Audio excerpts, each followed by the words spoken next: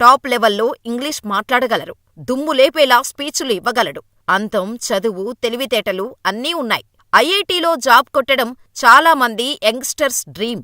అలాంటి డ్రీమును కూడా కాదనుకున్నాడు. అసలు ఈ బాబా గురించి అందరికీ ఎలా తెలిసిందంటే, ఒక న్యూస్ ఛానల్ వాళ్ళు మహాకుంభమేళాలో రిపోర్టింగ్ చేస్తూ ఉన్నారు. అసలే ఇది 144 సంవత్సరాల తర్వాత నిర్వహిస్తున్న మహాకుంభమేళా. ఇప్పటికే చాలా మంది ఎన్నో రీల్స్, వీడియోస్ చేస్తూ సోషల్ మీడియాలో అప్లోడ్ చేస్తూ ఉన్నారు. అలా అనుకోకుండా చిరునవ్వులను చిందిస్తూ ప్రశాంతంగా చూస్తున్న ఒక కుర్రాడిని న్యూస్ రిపోర్టర్ చూశాడు.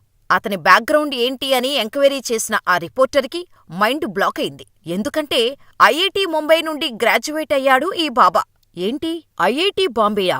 నేను నమ్మను అని ఆ రిపోర్టర్ మనసులో అనుకున్నాడో ఏమో కాని ఆ వీడియోని మాత్రం సోషల్ మీడియాలో అప్లోడ్ చేశాడు.